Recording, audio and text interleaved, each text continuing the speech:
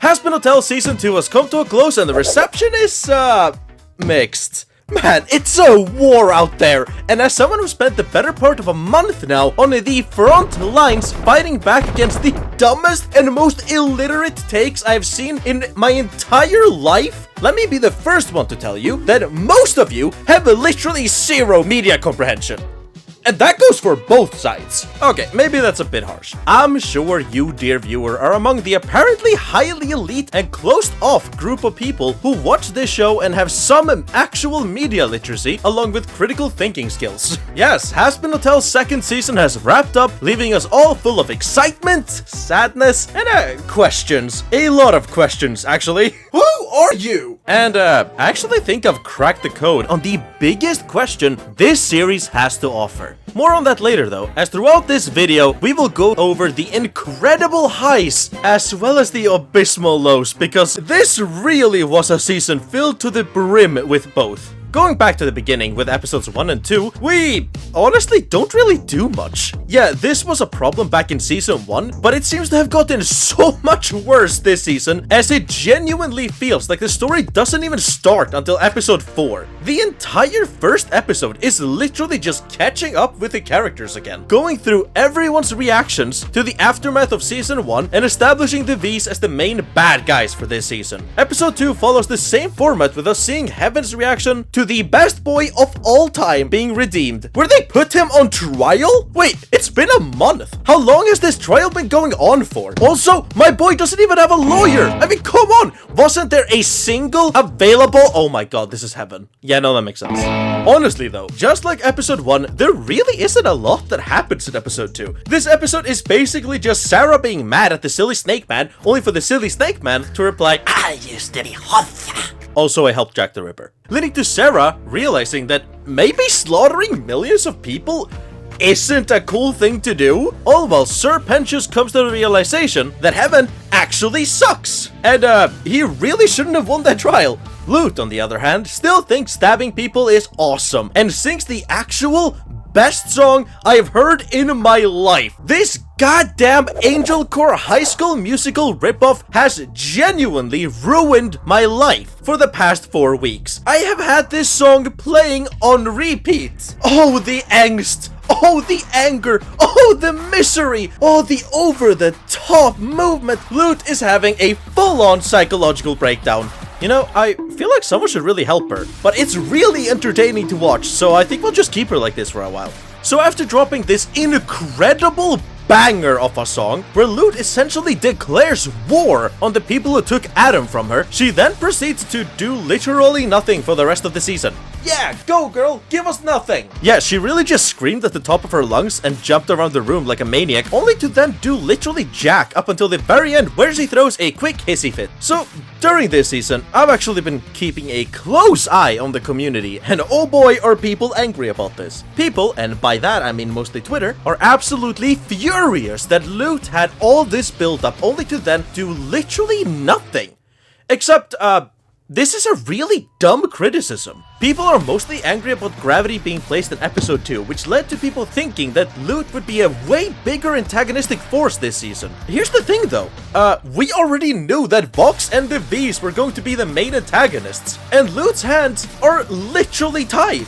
She can't go to war against the main cast like she wants to, because Sarah told her that if she tries, she would fire her ass. That's the whole reason she's freaking out in the first place, and the reason she even sings Gravity. Episode 2 was about catching up to how everyone is feeling in heaven, and Lute having a mental breakdown is an important part of that.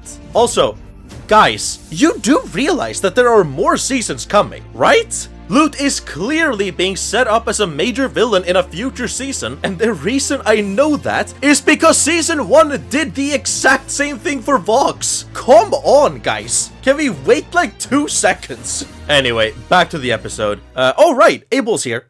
Episode 3 is apparently very divisive, as some people found it a fun and interesting development for Charlie's character, while literally everyone else saw this episode as proof that Charlie is a horrible person who should be kicked down the stairs for not being born knowing all the answers to every question immediately.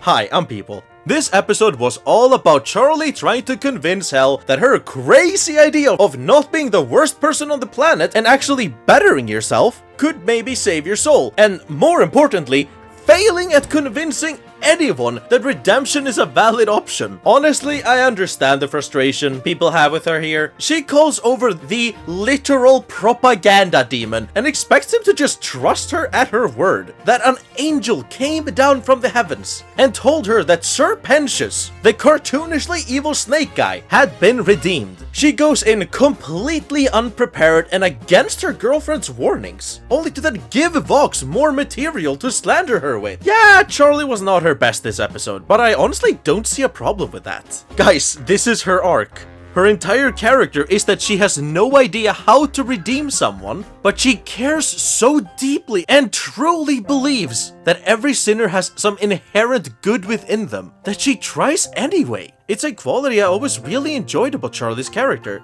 and as we see, by the end of the episode, she does figure out that the only true way to redeem oneself is by redeeming the original sin that sent you down to hell in the first place. Charlie making mistakes is part of her arc.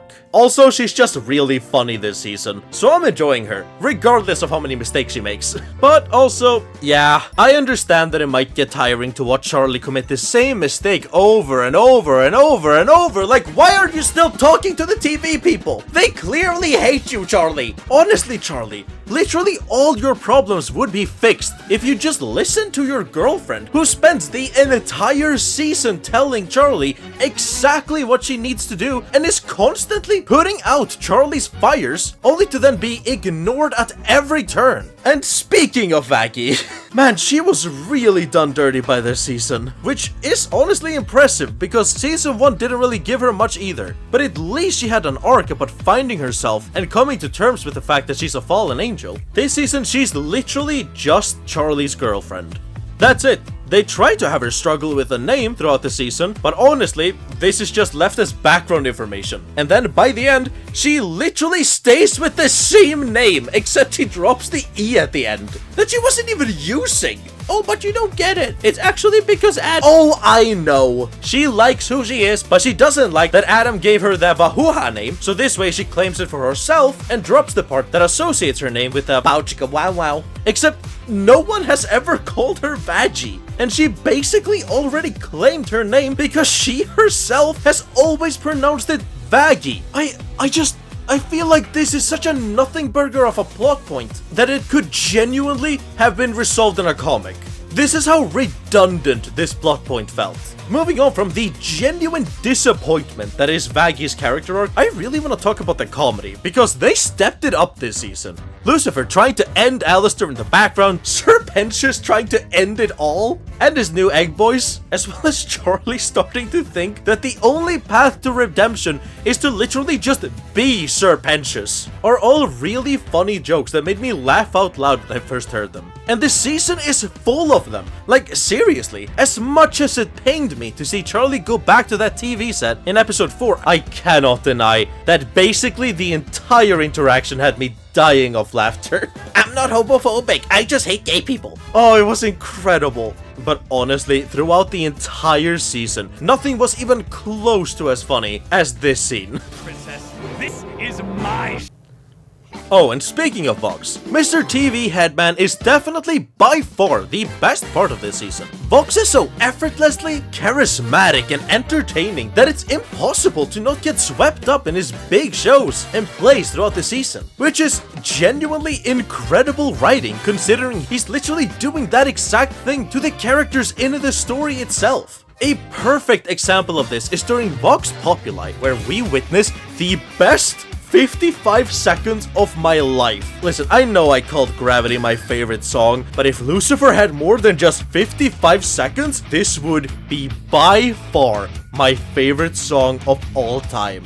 Lucifer Morningstar himself descends from the heavens and terrifies the entire Pride Ring with an electric rock solo where he gives his audition to play the role as everyone's biggest nightmare for the next century, as he reminds his peons just who the motherfucking king of hell is. But ever the optimist, Vox, who thanks to the information he received from his personal little angel, doesn't even flinch at the display of pure biblical force, and instead hijacks the song and changes the tune to a Make Hell Great Again recruitment song, where he literally charms all of hell to root for him against the actual devil. And honestly, he gets me as well. Every time I start listening to Vox Populi, I go in intending to just listen to Lucifer's bit, but more often than not, Christian Borle's incredible voice is able to pull me into his scheme, and I end up listening to the entire song. Man, I just love watching villains be villainous, and Hazbin Hotel does such a good job with its villains. Even though some people seem to think they're a bit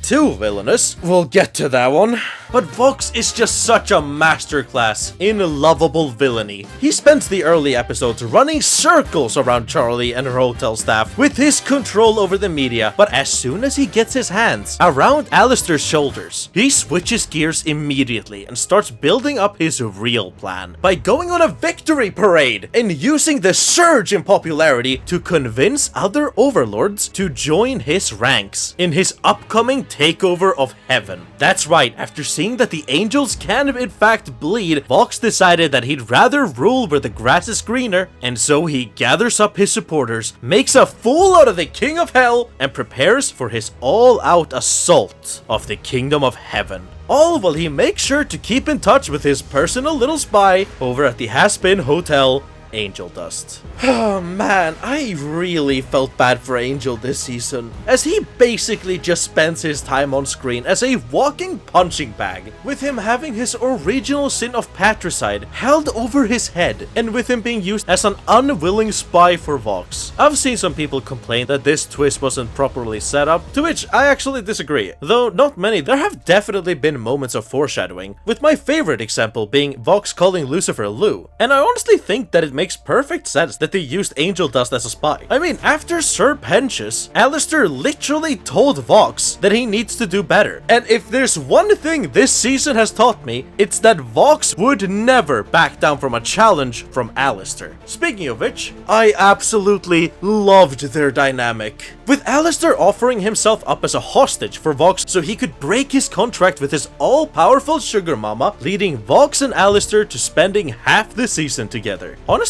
I wish we'd gotten more, because they play off each other so incredibly well. Alastor is the one person who completely sees through all of Vox's lies and bluffs, and is able to cut right through all of his bullshit, while Vox is all too happy abusing his newfound role as Alastor's master. All in all, it was incredibly entertaining to watch. And speaking of entertainment, the Radio Demon actually had quite the season, as we watch him play manipulator all season long while getting passed around like the Moby Bong between Rosie, who's apparently Alastor's sugar mama, and Vox, who's too busy imagining Alastor calling him cool to realize that he's getting played. I do think that makes complete sense for Vox though. Vox is a narcissist who's obsessed with being seen as the best, and that's why he's jealous of Alastor, who he views as everything he wants to be. He's effortlessly cool, powerful, and most importantly, people respect him. Vox doesn't just view Alastor as a rival, he wants to straight up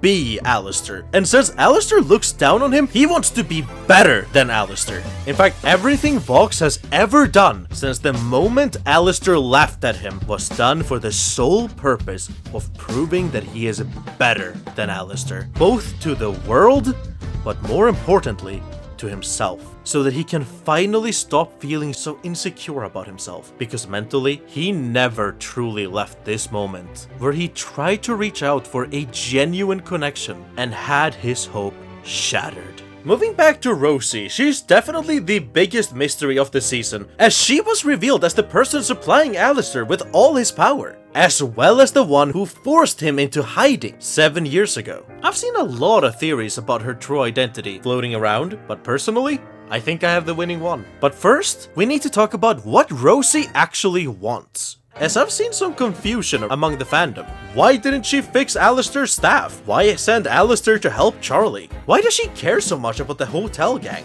Well, I think I have the answer.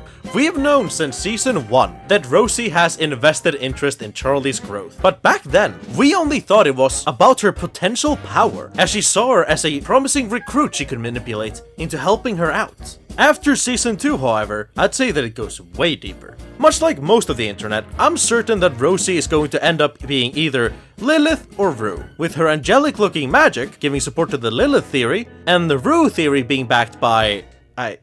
I mean, her name is Rosie. Like, I feel like this isn't that much of a stretch, right? Except, I actually just lied on the internet for fun. I don't think it's either of them, because my theory is that Rosie is actually Eve. We focused so much on Lilith that people seem to forget that Eve also canonically exists in this show. And considering just how much of an apple motif Lucifer is rocking, I'd argue that she's kind of important. Now stick with me here, because to continue, I'm going to have to take a bump of some theory crack.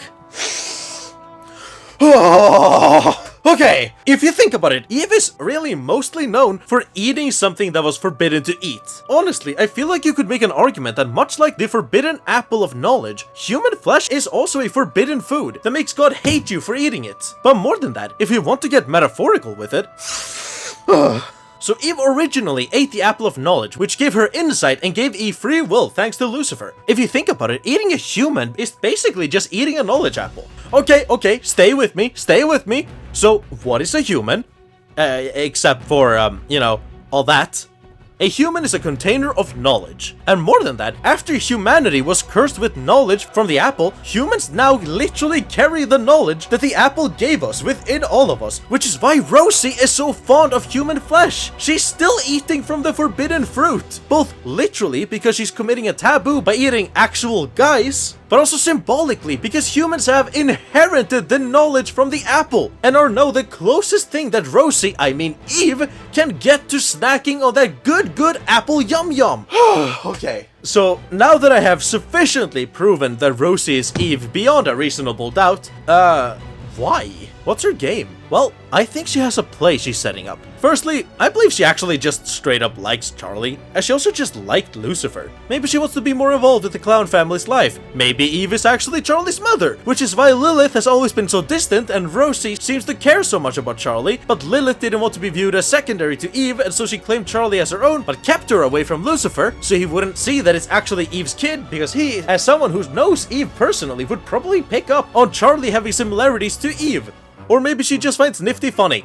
Honestly, that's a valid reason to save the hotel. I also find Nifty funny. Anyway, we know that Rosie cares about saving Charlie and the hotel, which is why she sent Alastor in the first place. We know that Rosie cares about saving Charlie and the hotel, which is why she sent Alastor in the first place. She wanted Charlie to be protected from the upcoming angel extermination while she was working on her project to save souls. Granted, I don't think she anticipated that Adam himself would try and take her out, or that Adam was that strong, because like, wow! But she wanted Alastor there as a safety precaution. But now that Charlie has started to come into her own, she doesn't want Charlie to be able to rely on Alastor as a safety net anymore. Rosie wants Charlie to get stronger like Lucifer, and so having Alastor there to fix all her problems just doesn't work anymore. This is why she refused to fix Alastor's staff and wounds. Hi, so I actually couldn't think of a transition from this point on to the next one. I'm just gonna start fangirling over my favorite character, and I want you guys to act like I made a really cool transition into talking about Lucifer. In fact, go down to the comments and comment, that was a really cool transition. And also subscribe while you're down there. I'm going to start fangirling about my favorite character now. But just know that everything you're about to hear was written by a sleep-deprived mind after chugging like 5 Red Bulls. So just know that this comes directly from the heart. And maybe partly from the hospital. The last time I talked about Hazbin Hotel, I made it very clear that I absolutely adore the way they characterized Lucifer in this show. Instead of this looming and terrifying character full of edge and spite, they turned him into a silly little guy with depression. Take that, depression! He's a fallen angel who just wanted to make the world a better place, but was eternally punished for it and is now forced to spend eternity suffering for his transaction while only seeing the absolute worst that the free will he set loose has to offer. He's genuinely such an interesting character who has clear issues and insecurities that set him apart from most other interpretations of the character. And I love how clear it is that even though he is genuinely among the most powerful beings in existence, Lilith was the one wearing the pants in this relationship. And as such, was the one actually running hell. Without her, he doesn't know what to do, as her absence just looks like another failure to add to the list. But even if my beautiful little girl failure can be a little silly goofy sometimes, he still has this angry and quite frankly terrifying side to him, which shows that he is clearly still angry about being banished to hell. And even though Lilith upheld the Pride Ring, he is the true king of hell, and will act as such when the situation calls for it. Season 1 crafted one of the best characters I've ever had the pleasure of watching, and so I was really looking forward to what Season 2 would do to further his development, and I have mixed feelings. Because, on the one hand, while on the other... What is a box?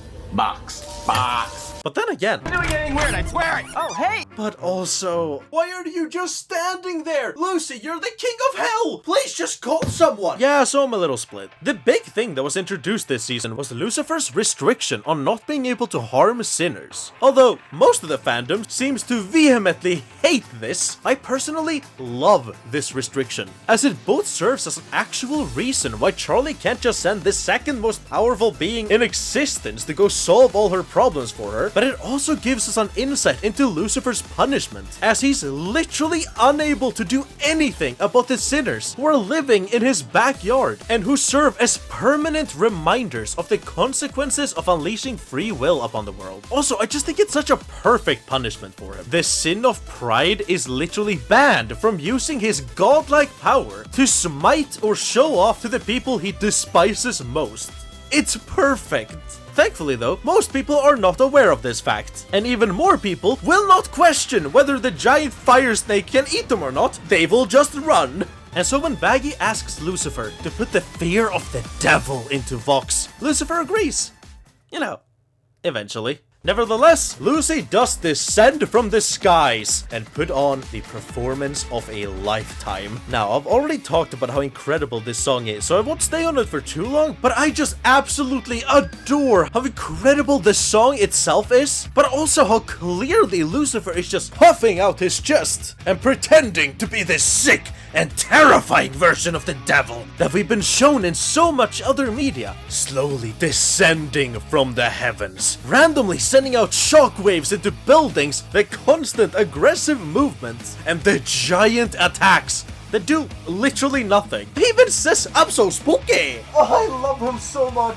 I love this number as it presents Lucifer as the showman he truly is, while also showing his restrictions. The problem, however, is that Vox just doesn't seem to care, and instead steals the musical number to add it to his own campaign instead, and to give Lucifer some leeway. I get that he's caught off guard by this. I mean, imagine you're putting on a show of force to this rat, and instead of running away, it brings out a disco ball and starts breakdancing in front of you. But that leeway only goes so far. Yeah, Lucy can't harm sinners himself, but he's literally the king of hell. Summon one of the sins to come stomp on Vox. I mean, they are clearly on good terms, considering they're all sending him gifts and bribes. This is a moment where Lucifer really needed to lock in, and he just simply didn't. Because he didn't think of it? I like that Lucy is a little dumb sometimes, but that usually comes from him just having lived so long and being so crippled by his own insecurities that he either just doesn't care enough about a situation or doesn't see the point in getting emotionally invested. But here Lucy is in the middle of an actual call to rebellion, something he should be very familiar with, but instead of doing literally anything, he just stands there and lets Vox toy with him. I mean, honestly, Lucy, what do you have to say for yourself? I'm not here, you're dreaming. This is a dream. Never mind, he's perfect. He did nothing wrong. I love him so much. After this, we see Lucifer get confronted by Charlie, and his worst nightmare comes true, as he once again gets shown that he ruins everything and everyone that he cares about. After this heartbreaking ordeal, Lucy does what anyone in his shoes would do. Go binge watch comfort shows. Until he suddenly gets a call from Charlie. There it is. A chance to prove that he isn't this giant failure that he feels like he is. His daughter wants to spend time with him, and he is going to do it. And so after walking to a weird warehouse with nothing but a giant X on the ground, Lucy does the only sensible thing and walks right into the most obvious trap in history. Honestly, I've seen people mad about this, but personally, I love it. This is the dumb Lucifer that I love. Of course he's going to walk into the trap, because 1, he thought it was for Charlie, and 2, he's Lucifer Morningstar. What's some dumb trap gonna do to him? He's the king of hell. He's basically invincible. It is of course revealed that the trap was set by Vox, and he tells Lucifer that he actually knows about his restriction. Though Lucy doesn't seem to care, as he is way more interested in Alastor, who's also here apparently. All this is perfect, Lucifer. But what I have a problem with comes after. Why doesn't he even try to get out of the gun? I mean, especially after the gun starts actively hurting him. Why doesn't he just shapeshift or force his way out of the gun? Does angelic metal stop angel magic from working? And if that's the case, first off, how? And secondly, why would Vox know that? It just comes off as such a bad excuse to me, especially when Lucifer is strong enough to literally demolish heaven's own defenses and shatter the pearly gates, who by the way are definitely also made of angelic metal, because why wouldn't they be? This is another moment where Lucifer needs to lock in, but he just doesn't. It makes me so sad that they couldn't get Lucifer right this season like they did last time, as he is just a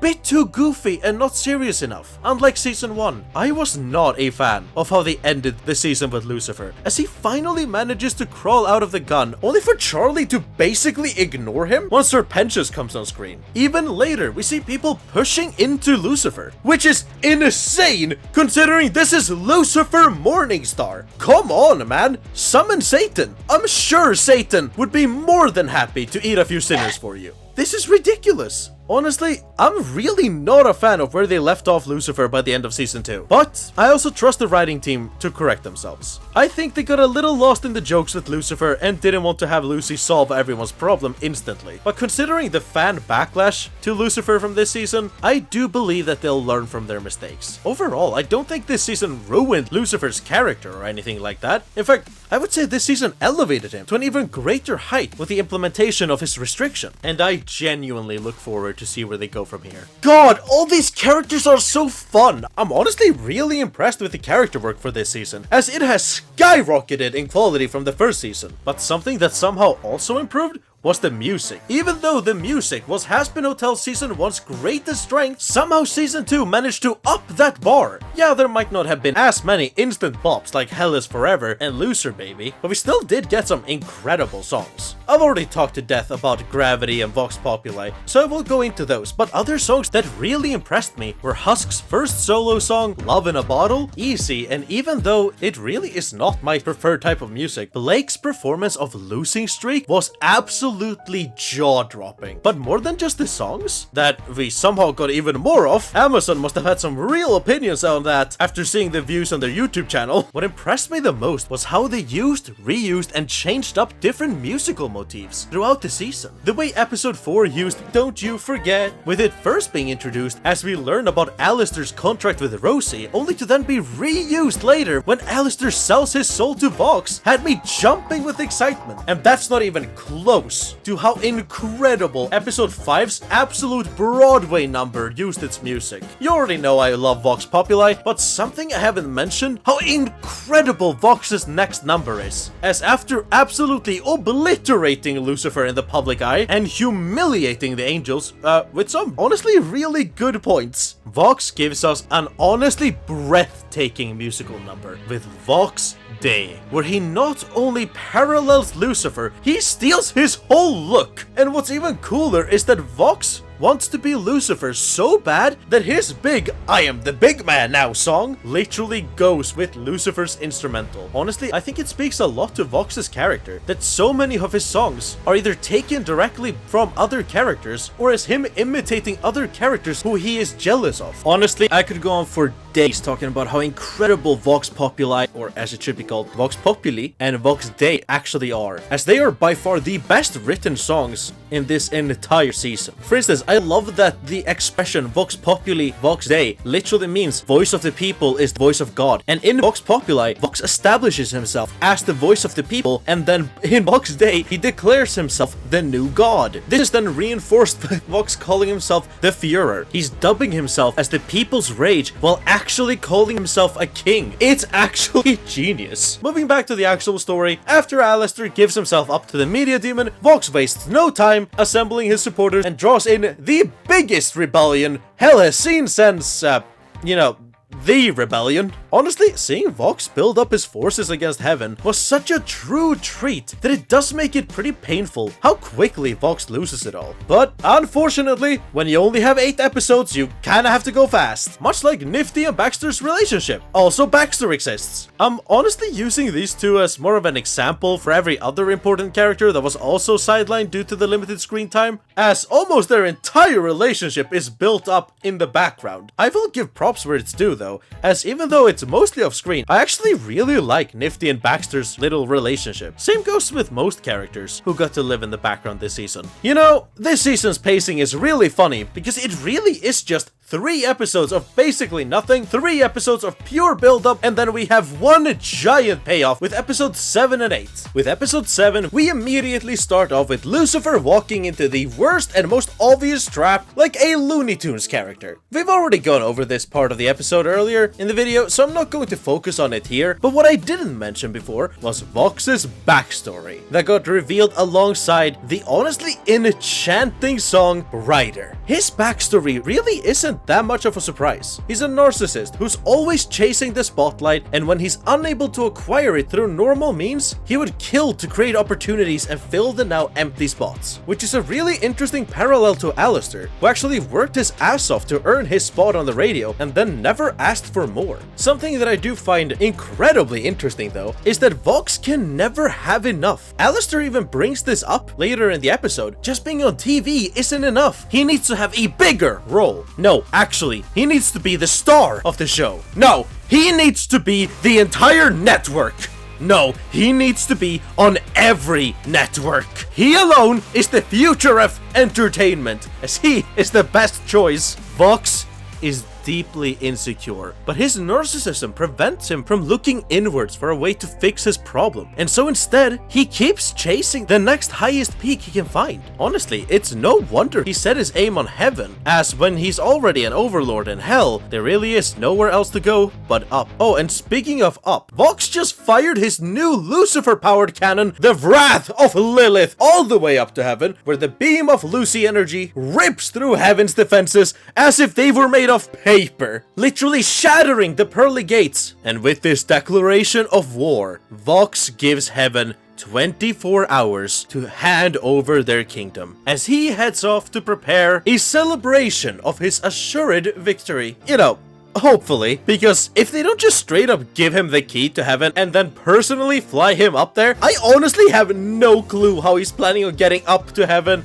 with all his friends. And so we focus on Heaven, where apparently everyone who sucks at their job goes, because these people can't make a simple decision, with Emily advocating that Heaven needs to trust Charlie and help convince people that redemption is real. Oh right, that's what we were doing. Remember when this show was about redeeming people? Yeah, honestly, me neither. Which, considering Charlie's track record this season, is kind of a crazy suggestion. Lute, on the other hand, has her own crazy suggestion of going down and just stab everyone. I mean, nothing has ever gone wrong with a quick stabbing session before, isn't that right? Also, Abel is here.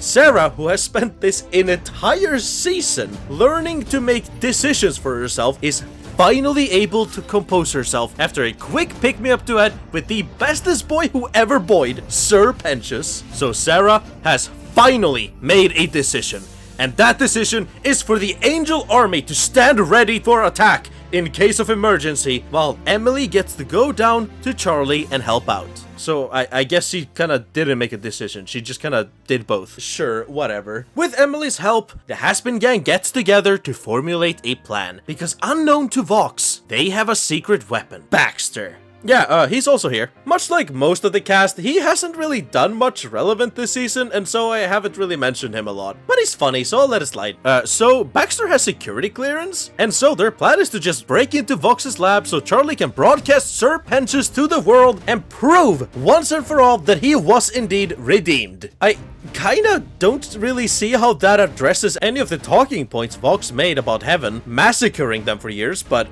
okay, I guess proving redemption is possible is nice. Actually, while I'm on this, one of my biggest criticism of this show has actually been that Charlie needs to show everyone that redemption is possible through Sir Pentious, but can't. Because apparently Emily can't just bring him down. Sure, whatever, I guess we'll just assume that Emily cannot physically bring him down, even though sinners seem to be able to walk up to heaven, considering that that's Vox's entire plan. It feels like showing off Pentious should be way easier than it ends up being. Like, we still have the hologram thing from season 1. Oh, but heaven is on lockdown. They can't use it. Okay, sure. Just take a picture. Seriously, take a photo or a video of Sir Pentious and show people in hell. Or are they telling me that not a single person in heaven has a smartphone? Listen, if I can spend 13 hours a day on Flappy Bird, then what else am I gonna do with my day? Go outside? Yuck. They call this the good place. They don't even have Clash Royale up here. But back to the point. If Emily just took a picture in episode 1, I feel like all their problems would have been solved immediately. Even if heaven doesn't have cameras, just have Pentious invent one. The guy invented a communication network between heaven and hell. As well as all this bullshit, there is no way Pentious couldn't figure out a camera. Honestly, outside of the pacing, this to me is one of the biggest flaws of the season. If they just show Pentious to the sinners, they'd probably all flock to the hotel like we see them do in the finale. I mean, why wouldn't they? Oh, wait, it's hell. That's where all the AI tech bros go. Oh, it's probably flooded with AI down there. Yeah, never mind. No one would believe the AI. With the plan set, the gang splits up with Team Wholesome Yuri heading into Vox's party, Cherry Husk looking for drugs, and the Smurfs hacking into Vox's servers. What? They're short, he's blue, and she's the only girl. That's the Smurfs. I've talked before about how much I adore Vox this season, but this episode was really his peak. He's so funny, he's so charming, and he is just owning his charismatic villain vibe. Him inviting Charlie to his own party just to spend the night talking about how much he sucks is so needlessly petty, and I honestly need that level of hate in my life. But while Charlie is getting cyberbullied in real life, Team Short Stack managed to hack into Vox's system and allow for Charlie's ultimate plan, a PowerPoint presentation. You know what? Charlie does have the vibe of one of those kids who just really love making PowerPoints. The presentation fails miserably, however, when Baxter and Nifty get attacked by the social media overlord. Oh, this is looking rough, guys. How are Team Little Guys going to— Oh my god, Nifty got hands! Yeah, so I'm pretty sure Nifty's an overlord. She absolutely dominates her fight against an overlord who's actually really strong. And later on, she joins in on the whole Care Bear Beams of Friendship thing. Yeah. I'll get to that. Considering Husk used to be an overlord, I'm honestly not surprised Nifty is one as well. Oh, and speaking of Husk, he and Cherry Bomb finally find Angel, and honestly, seeing Angel in such a state was heartbreaking and left me with such a bad feeling. Thankfully though, we finally get to punch Valentino straight in the jaw. He's been so consistently awful that getting to see Cherry and Husk beat the brakes off of him was actually really satisfying. Even if him forcing Angel to strangle Cherry was actually horrific. God, I felt so bad for Angel this episode. Hopefully he gets a nice ending at least. Foreshadowing is a literary device. Back at the party, things are looking rough, as Vox has decided that free will should come with a subscription fee. And with basically all of hell in his pocket, he must essentially be the strongest sinner in hell now, right? At least that's what a certain horned radio demon seems to think, as he uses his previously made deal to force Charlie into declaring Vox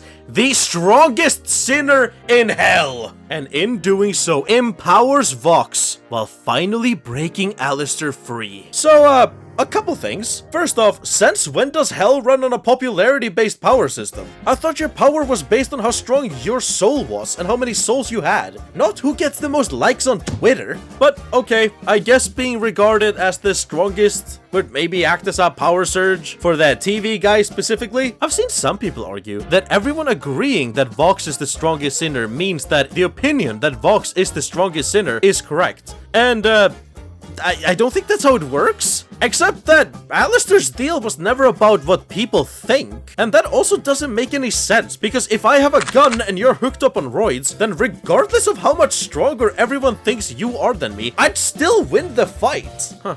Might as well try it. Oh, no, sorry, I'm sorry!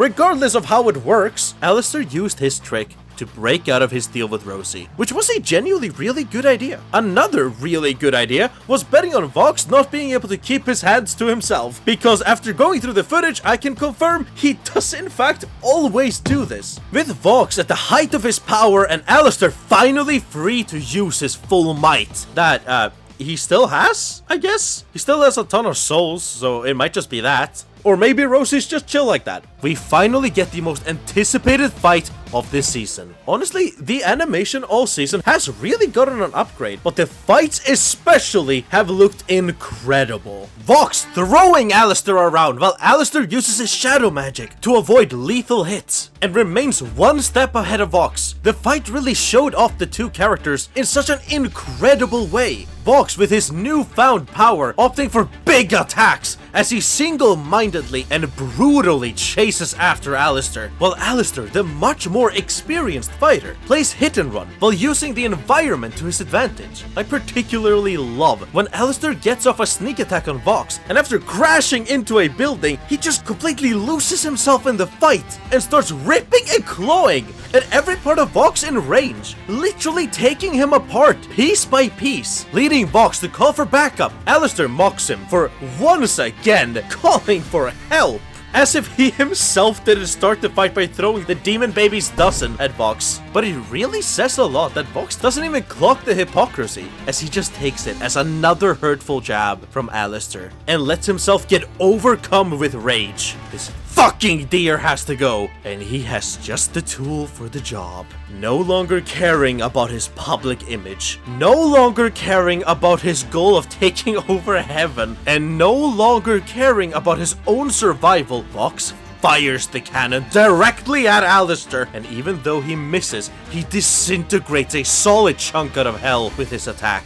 But Vox doesn't care, because this was never about conquering heaven or hell. All of this has always been about Alastor. It's been about proving to Alastor, who he sees as everything he wants to be, that not only is he good enough, he's better. He wants Alastor to truly regret laughing at him, because mentally, he never moved past this moment right here. Alastor is the hill he could never reach, and from that height, he always looked down on him. But now, he's close. He has the power, and he just needs one hit. And he doesn't care if he takes out all of hell, as long as he kills that god damn!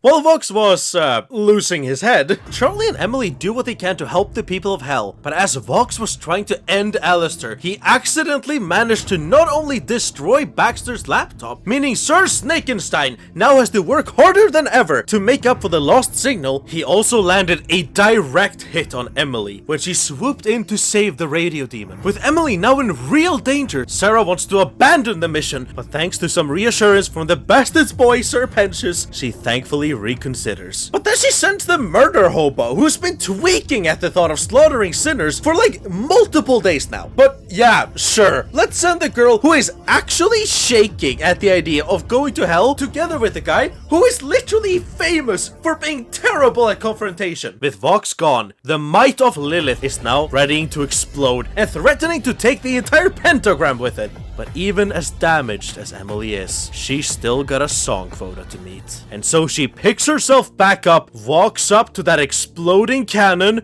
and power of friendship beams it? Is this just like a thing angels can do? Oh, never mind, Charlie's doing it too. Okay, so just powerful beings then? Hello, Husk. Okay. Wait, why is Nifty joining in? Yeah, so, to stop the big gun from going boom, everyone decides to hold hands and shoot concentrated powers of friendship beams at the problem? Could they always do that? Okay, sure, why not? As the friendship beams fly, we also get our last song, Our Hope. It's fine. It's a good song, but it's just not for me. It's not quite as enjoyable as the show must go on from last season, and I don't really care for this type of music, but even still— Wait, is that Fallout Boy? Yeah, so, Tweedledee and Tweedledee show up, and, oh no, Lute's gonna go killing again? Who would have seen that coming? And so amidst Lute's fierce battle with Vaggie, who finally gets to do something this season, Abel gets his solo. Also, what do you mean he's voiced by Patrick Stubb? I haven't really touched on Abel throughout this video, because much like a lot of other characters, he's just kinda also been here, but he finally gets his moment in this song that was definitely a requirement in his contract. And it turns out that Abel's arc is actually about him becoming a misogynist. I'm joking. No, but honestly, I really enjoyed what they did with Abel this season. I love how he's constantly scared of confrontation, which makes perfect sense considering, he didn't do so well. And so with his character being this spineless little man who's afraid of real conflict, I really enjoyed seeing him not only stand up for himself, but also start mimicking his father to put Lute in her place. I really hope this isn't the end of his arc though, and that Lute gets to remain a crazy bird in the next season. Listen, Vivsy, I just stuck my neck out for you about this whole Lute being a future problem thing. Please do not screw me on this. The internet is so mean, and there is nothing the internet hates more than people who are wrong. Also, why is Fallout Boy singer Patrick Stubb in my Tumblr cartoon about hell? And why is he the best part?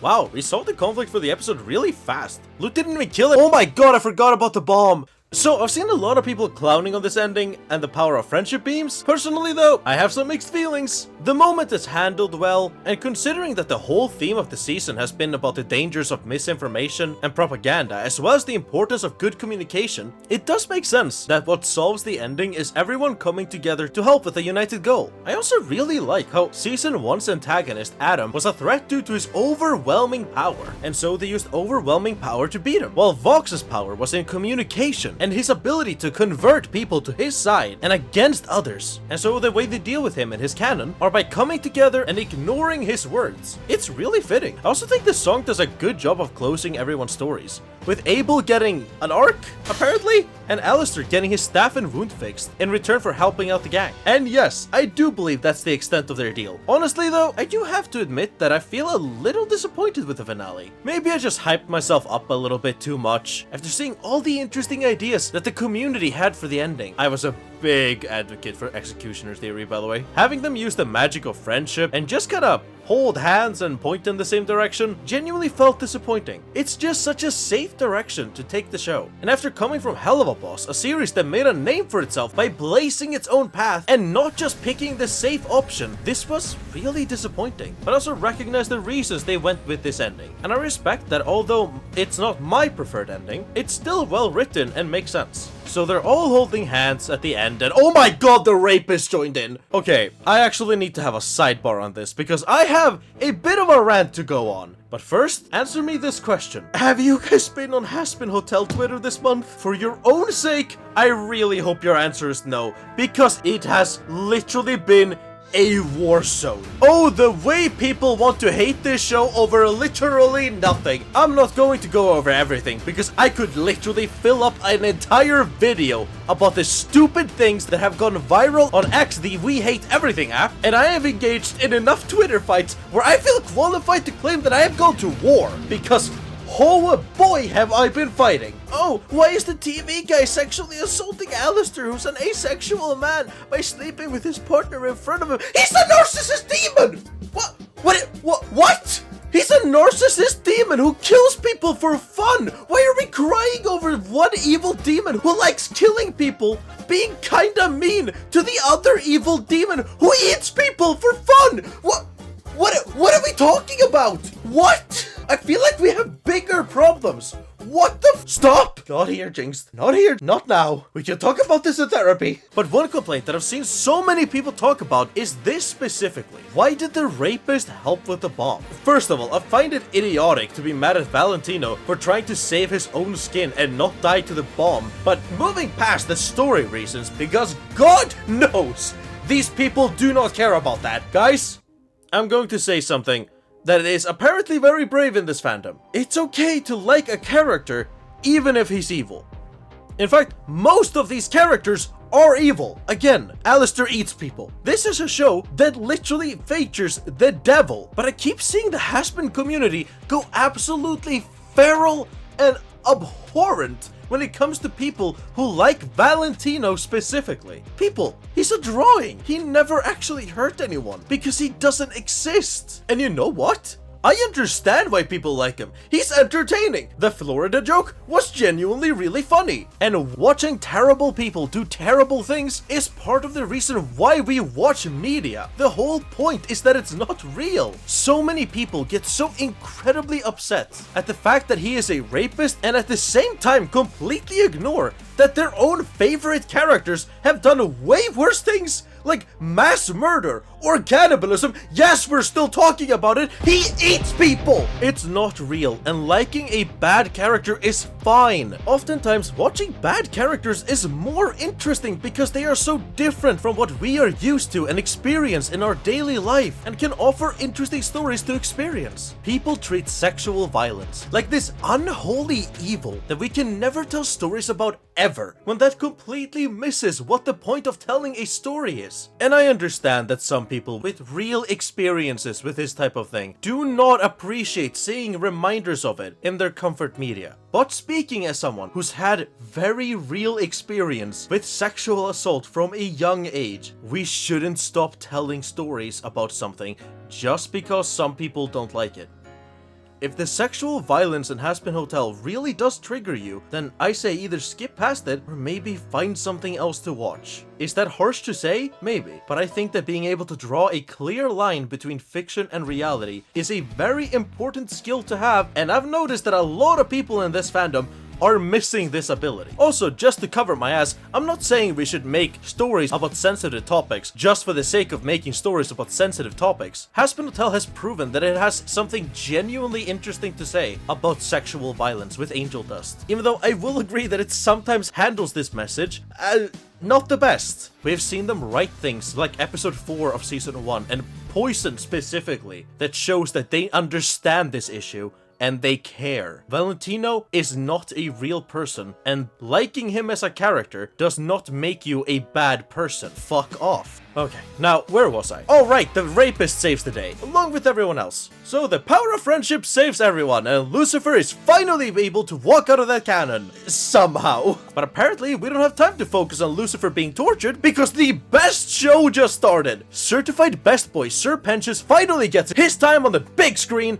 and gets to prove to everyone that redemption is in fact real. Also, he gets to rizz up Cherry Bomb, and she sent nudes. With Sir Pentious' glorious appearance on TV, what I'm hoping to be the first of many, we see all the overlords go their separate ways after agreeing that they never want to talk about this ever again. And among them are the V's, who are also making their leave. But more importantly, we see Angel Dust go with them.